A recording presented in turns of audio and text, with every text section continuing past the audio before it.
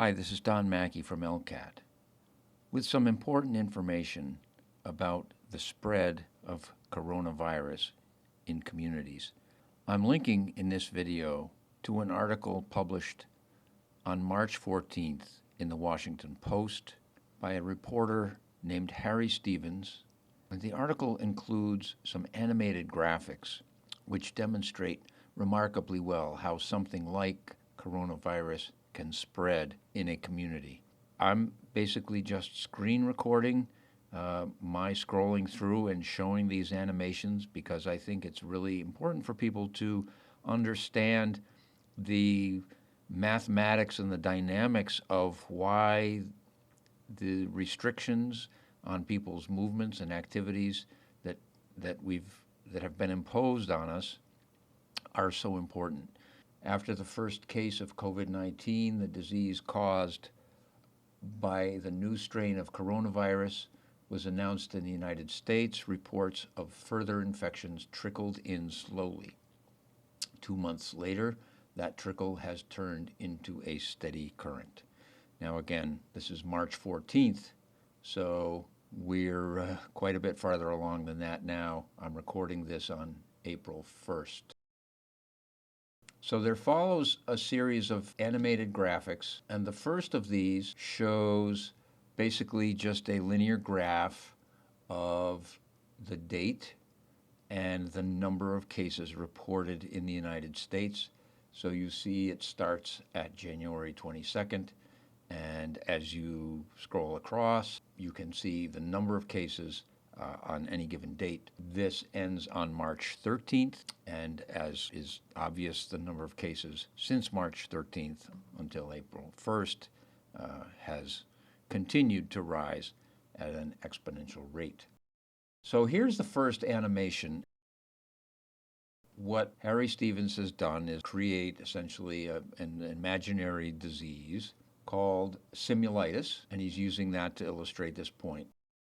The first animation shows a community of 5 people, one sick person in brown, the healthy people are in blue.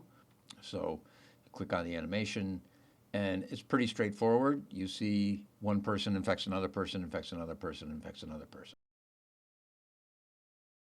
In real life, of course, people eventually recover, and a recovered person can neither transmit simulitis to a healthy person nor become sick again after coming in contact with a sick person. And so here, the second animation shows you pretty simply how a person is sick, transmits it to a healthy person, the sick person recovers, and so on and so forth. So now we're going to look at a community of 200 people.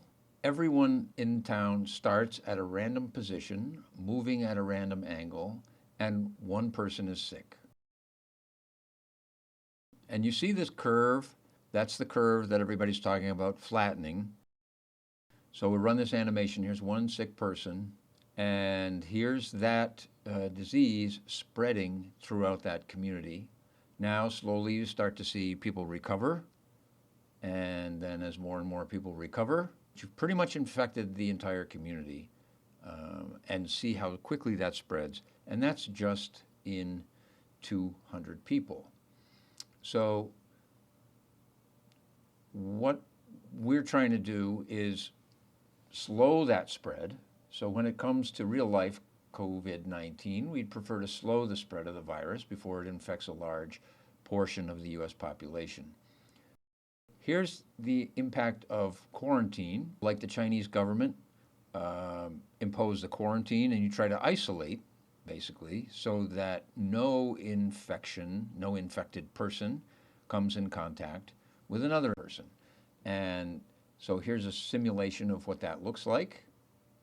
So you see it starts out, that is somewhat contained, but since it's impossible to contain it 100%, some infection leaks out into the larger community, and there you see, even with 99% quarantine, that infection spreading rapidly throughout the community, really at the same rate.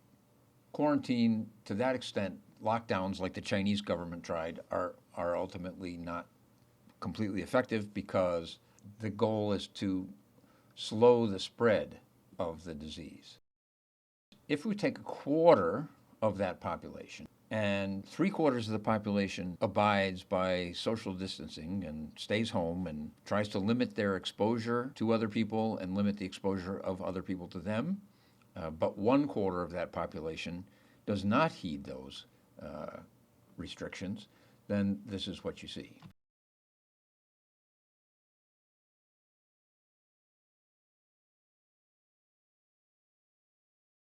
So the spread is much slower, and if you watch that bar across the top, you see the curve is very flat. Now, gradually, as that 25% of the population contacts more and more people, that curve begins to steepen slightly as time goes by.